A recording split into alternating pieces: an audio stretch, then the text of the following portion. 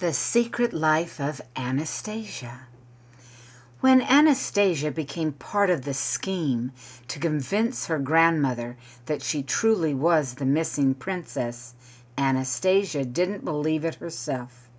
She wanted to believe she was a princess, but she didn't. She had some vague memories of her family, but she wasn't sure if she was just imagining them. She hadn't intended to take part in the scheme to convince her grandmother that she was the long-lost princess. She slipped into a lie inch by inch. She was given a lot of facts to memorize that fit with her dim memories, so she studied the things she was told to learn. She got so deep in the deception that she couldn't see her way out. "How did I get myself into this?" she asked the cute little puppy she had befriended. "I understand it," he answered with his bark. "It's awful to be homeless. I would have done anything to get your attention and help." "And you did," said Anastasia, cuddling him into her arms. "You followed me until I relented and decided it wouldn't be much harder to find shelter for us both. And you looked like you didn't eat very much." "But I didn't lie to you. The truth is the truth, and anything else is not the truth," he stated with a shake of his fluffy ears. I know," she answered, as the tears began to fall. "What can I do now?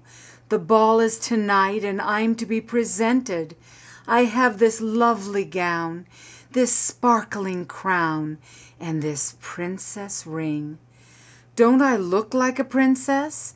"Yes," he answered, licking her outstretched hand that seemed to beg for understanding.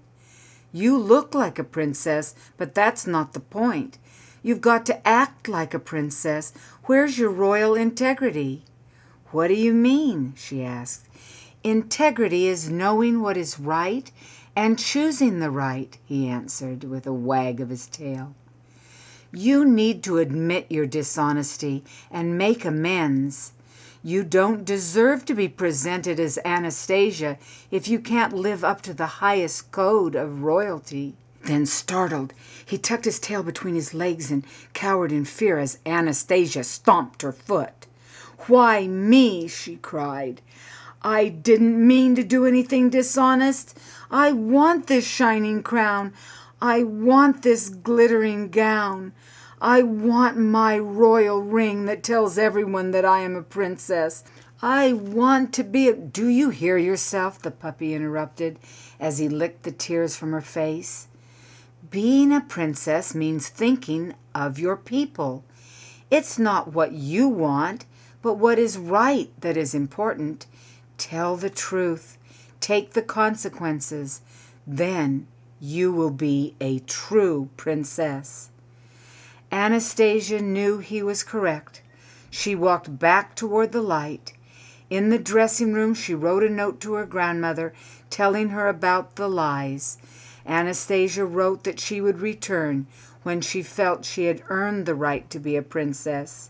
She laid the lovely dress, the sparkling crown, the princess ring, and the note where they'd be found, and smiled and left.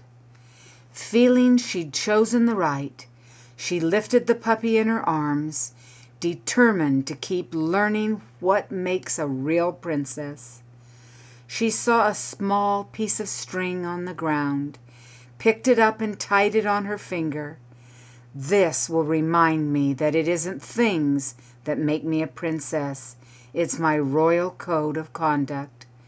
Now Anastasia had a string ring that was better than any royal ring that could be given to her, because that's how Anastasia gained the integrity of a true princess.